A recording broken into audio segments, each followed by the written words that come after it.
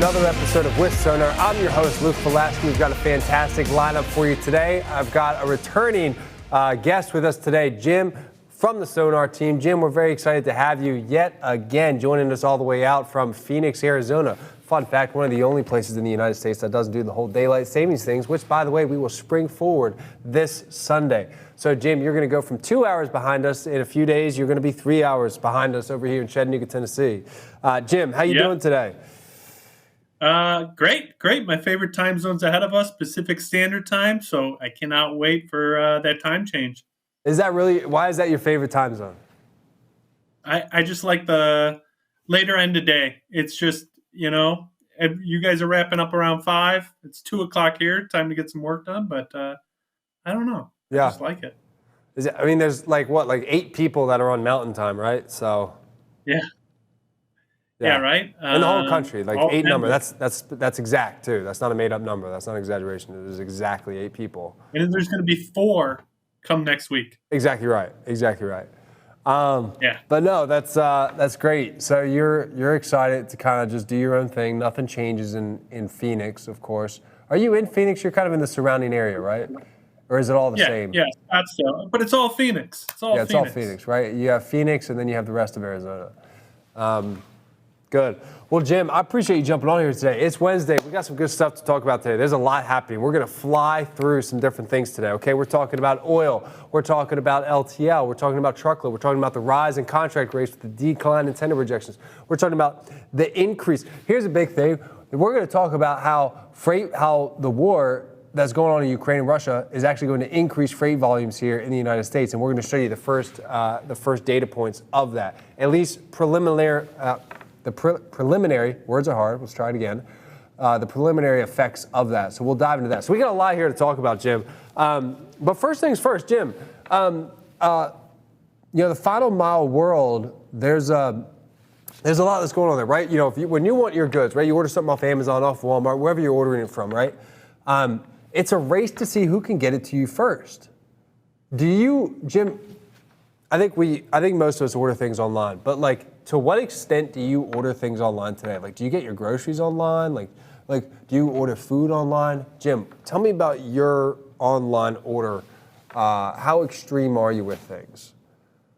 Well, as extreme as I may or may not be, we have Amazon delivery service here almost every day with the wife's orders, all those good things. And as you know, having a few kids running around the house, grocery delivery is a nice thing to have.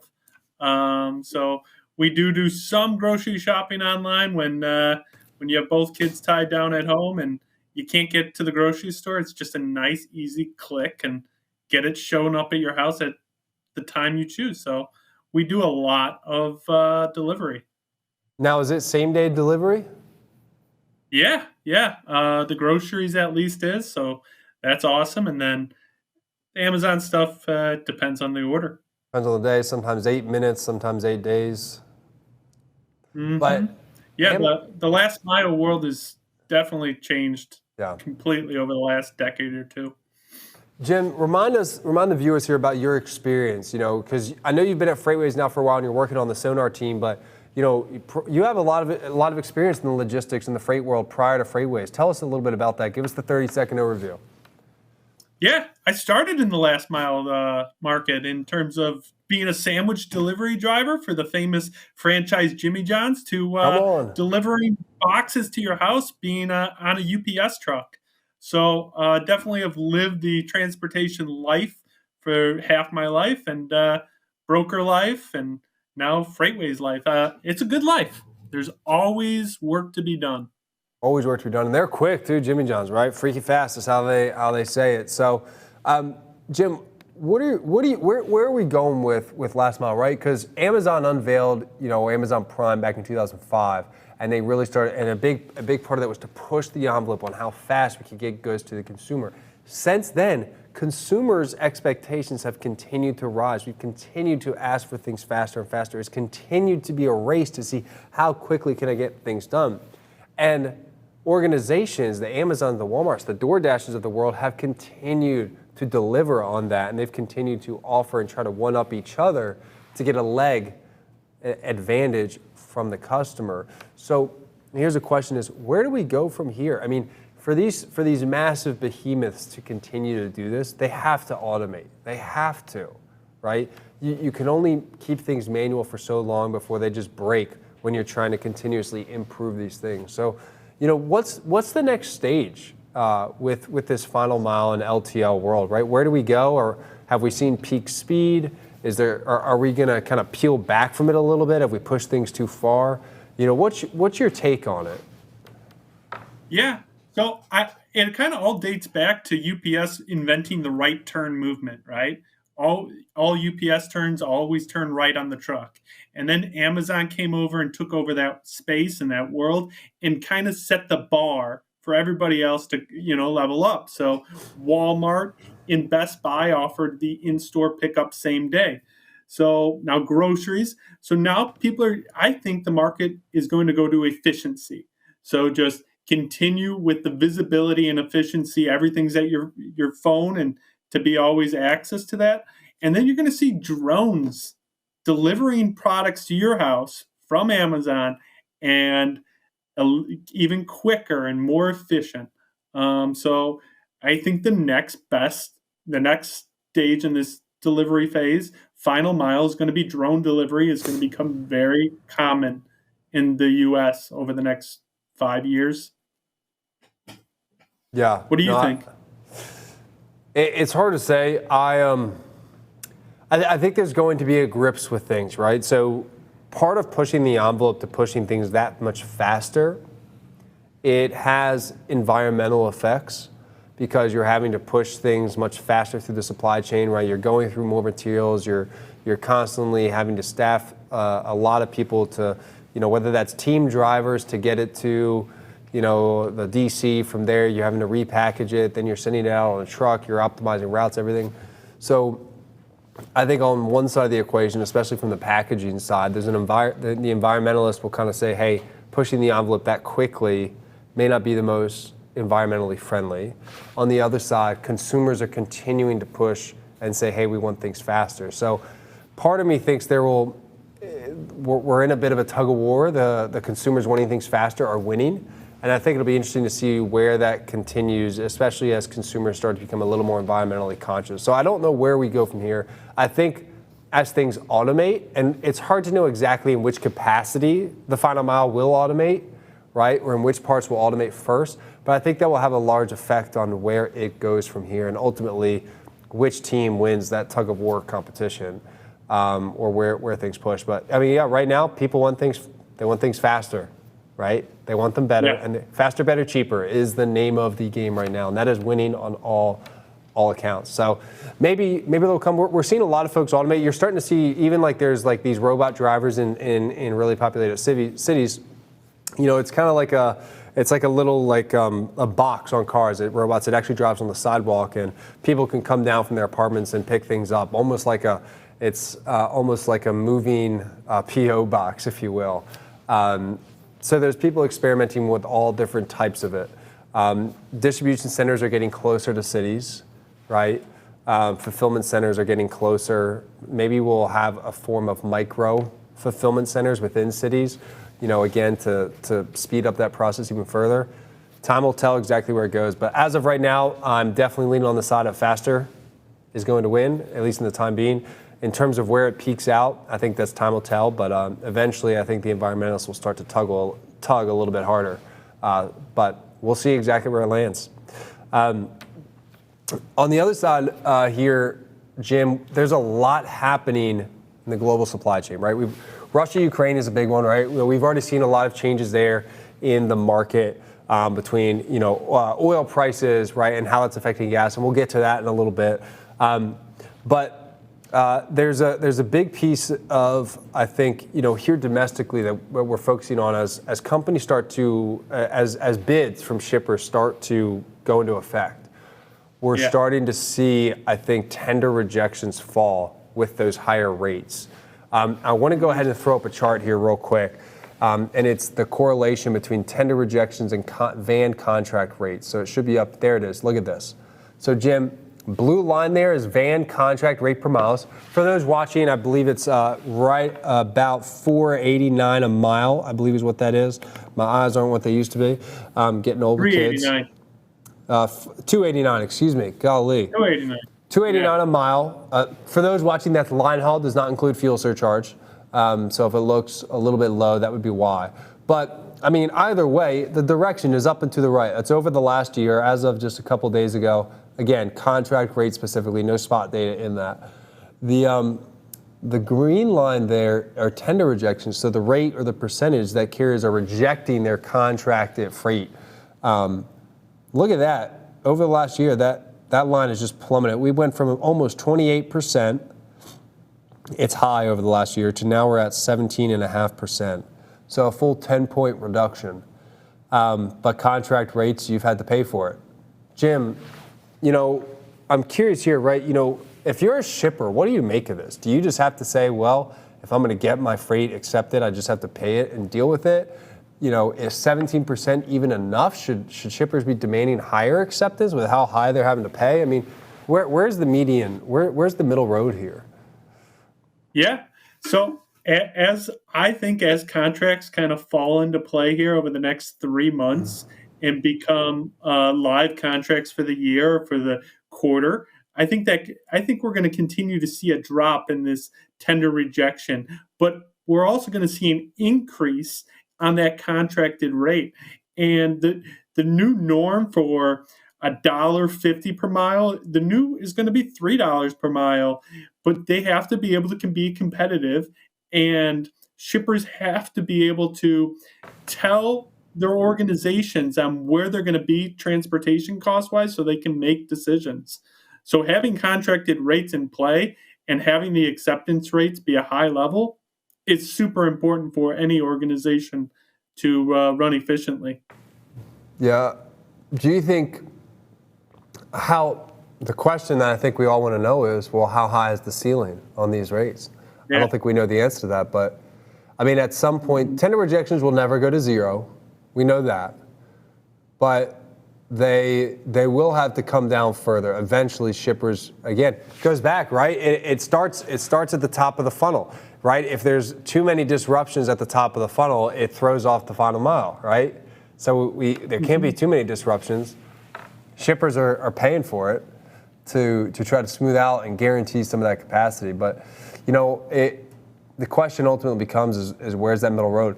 Jim, you were also bringing up something else. We were looking at the other side of this, and that's just the van side, a market that's heated up, and van I think has been one that's really elevated during the pandemic, and it stayed high for so long. The market is beginning to adjust. Tender rejections are coming down. Rates have adjusted. Flatbed's a little bit different, right? Yeah. We've seen some different things in flatbed. What's your take on what's going on in the flatbed market? Capacity's tight. Yeah. So the flatbed market, what we're seeing is an increase in rejections in the flatbed market like none other. I don't know if we have that graph here. Yeah, we'll throw it up. But what's going on possibly is just the economy. And when building happens, when our construction spend continues to increase, you're just going to see rejections in the flatbed market. I really think flatbed rejections is a good indication of our economy, and it tells you where our economy could be at in a couple years' time, because all that building is happening now, and those projects are going to be complete in a couple of years. And as you can see in the blue line here, the rejections for the flatbed market were hovering at 10%, and they've jumped up to 42% as of this chart was released. Yeah. So that's just baffling. Over the last year, love to see it. Rejections doing that much. Love to see it, but you also hate to see it. Depending on which side of the equation you're on, you love or hate to see it. My goodness, 42%. That is absolutely outrageous. The highest it's been. I think that green line hit its peak was towards the end of 2018 is what that is, or maybe it's beginning of 2018. So, because you got different years there on that spectrum. I mean, yeah, incredibly high. You mentioned construction spending, right? Let's throw up the next graph here, okay? This is perfect. I'm so glad you mentioned that. So flatbed window is up to the right. Look at this right here, construction spending. Pulled it out of Sonar. This is how much is being spent on construction, right? And it's specifically for non-residential construction spending. So you're at 839 billion was spent last month. So that's a lot. That's a pretty penny. That's a pretty penny. I apologize. Not 839 billion. 883 billion. So numbers are hard. Now, it's going up. That's a good trend. So we hit our peak right there. It looks like at the kind of the between 2019 and 2020, right at the turn of the year. You'll see we came right. That's when it spiked. So before the pandemic, and then it really came down and it stayed pretty low through almost all of 2021. Only until mid 2021 did it start to pick back up. But now we're starting to hit some of those new levels again. We're getting our stride again. And flatbed was suppressed for so long, they haven't had the opportunity to renegotiate those rates. So they're rejecting everything. It's all going to the spot market, which is what we saw in that last chart. 42% of those loads are going to the spot market. 42%. Yeah, the housing market's crazy right now. Anybody trying to buy a house is paying 20% more than they were going to look at last year for that same house. And right here, you're just seeing that construction spend. It lies right with that. You're buying of a house. Oh, yeah. Yes, it does. I mean, it's incredible. Yeah, I mean, if we were to look at residential construction spending, we don't have it on the screen in front of us. It looks almost the exact same. As this. The numbers are slightly different, but the direction of the graphs are moving the exact same way. So, yeah, a lot there. And going along with that, right, let's just keep the trend going. I told you we were going to move quick today. We're moving quick. We got a lot of good stuff. Hey, actually, before we do move quick, Jim, you're over in Phoenix. Last week we had James Jackson here on with Sonar, Texas guy. You know, Texas forever, right? You know, Mr. Football, high school football. You know, it's religion down there. You're over in Phoenix, Mr. We don't celebrate daylight savings. So, is March Madness? Are you about that at all? Does that kind of wiggle its way in? I like to watch the games. My team is the DePaul Blue Demons. We haven't been in the I don't know the last time they were in the NCAA tournament, but I just love the college basketball. Everybody plays their heart out. So, but craziness in the NFL yesterday. I don't know. I know you don't watch American football that much, but Aaron Rodgers going to get $200 million for the next 4 years, and Russell Wilson moving to Denver. Just like freight, a lot of movement in the NFL yesterday. A lot of movement. You know, Jim, I am here in the United States, and I have been my entire life, so you don't actually have to call it American football to me, but I guess I appreciate the gesture. I mean, it's fine. So I'm not really sure whether that was a compliment or not, so I'm still trying to figure that one out. You got me on my toes a little bit. I'm scrambling. Russell Wilson. No, yours. Stop. Enough. $200 million, 4 years, not a bad day, right? That's not a bad day. So basically, you don't watch March Madness, so you don't really care. Got it. That's all I need to know. Yeah. That's okay. But you're an NFL guy, right? Like that's your bread and butter. Yeah. No, that's fun. Who's your team? The Bears. Chicago Bears. Try to be a fan. I was gonna say, I apologize for you. Yeah. My heart is with you. It is. But not my dollars. So take that to me what you want. Anyways, Jim. All right. Hey, we got moving on. We got to talk about fuel. Jim, if you're filling up your car this week, how often do you fill up your car? We work from home. I don't fill up my car that often. Maybe every 6 to 8 weeks. No. 6 to 8 weeks, maybe. I probably am at the pump every 2 weeks. Every 2 weeks? I'm like, yeah, we got 6 to 8 weeks. So? I have 2 kids. Yeah, we got 1 primary car and 2 kids. All right. Yeah. Well, that's fair, maybe. Maybe I'm just, I don't know. Anyways, how much are you paying at the pump right now? Dude, last week I think I paid the most ever at like $50 to fill up the tank. It was I over. don't know how big a tank is. So- Tell me price per gallon. I think it was $4.50, and now I saw it $4.50? places at $5. Whew. Oh, I'm gonna have a heart attack. I'm gonna have a heart attack. Hold on, I gotta check my pulse. But crazy thing about fuel, you think $4.50. about Coca-Cola, a gallon of Coca-Cola, if you do the math, it's about the same as a gallon of gasoline. That's true. That's a fair point. Actually, when you think about everything, this does go to show you how impressive the global supply chain is. Even though gas is incredibly expensive at $5,000 a gallon, it's really impressive to see that we got to get the oil out of the ground, right? So we got to dig it out of the ground. We got to drill big holes. Then we have to do the whole refining process. Got to ship on ocean tankers. You got to move it in a truck, in a pipeline, whatever. Somehow it ends up at your retail station. You still only pay like $4 a gallon. Like when you think about all the people and the pieces that have to happen, it's incredible that it's not like $50 a gallon.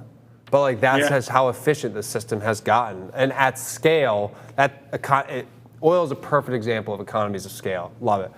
Doesn't mean I want to pay more. So Exxon, if you're watching this, don't get any hints. Anyways, look at the screen here right in front of us. This is rack price. So ULSD rack, I thought this would be just, we don't show rack price that often here in Sonar, but I thought it would be a little bit something different. It's all the same trend. For those that aren't aware, rack price is typically the wholesale price that a lot of larger carriers are paying. Again, it's exactly what it sounds like. They are buying their fuel at the rack. So they're not paying retail, right? They're buying it at the rack, so when they go to a lot of these big gas suppliers, they're buying it from them at the rack, so it's their pre-negotiated price. So when you're JB Hunt or US Express or whomever, you don't really have the same type of fuel saving program as a small carrier. You're negotiating directly with the big guys, and you're paying this rack price. So they're paying $3.66 a gallon for rack, and that is absolutely unbelievable. Typically speaking, rack is quite a bit lower than the retail price of diesel. However, if you're a big carrier, that's a good sign because fuel surcharges are made off of the retail price, not the rack price. So if you're a smaller carrier, rising fuel prices hurts you more. If you're a big carrier, you have a little bit more cushion in there because you get to pay some of that rack price. But I mean, $3.66 for rack is unbelievable. Just look at the graph. Just look at the graph. Look at how sharp that is. Sharp of an increase that is. I mean, you don't see increases like that, Jim. No, you don't see graphs like that very often. No. Unbelievable. It's crazy because it kind of started at the beginning of the year here, and it continued to elevate. And then last 2 weeks ago, or when Russia and Ukraine had at it, they just skyrocketed. 20 that little nub from the very end of February to now, 20%, 22% increase is what that is. That's a 22% increase in like 2 weeks. That's some good math there, Luke. Yeah, I'm a big deal. All right, so the very last thing we got to look at, because we got 2 minutes left. I said the title of this show, okay? So for those watching, the title of this show is war driving demand up? You know what, here's the deal. I'm not a speculator in the market, but all I know is this next chart, it doesn't lie. Let's go ahead and throw this up here. What's the number one, Jim, before we throw this chart up, don't show the chart yet. Jim, what's the number one thing that increases truckload demand in the United States? Number one correlating factor. Imports, yes, Jim, yes. There we go. Throw it on the screen.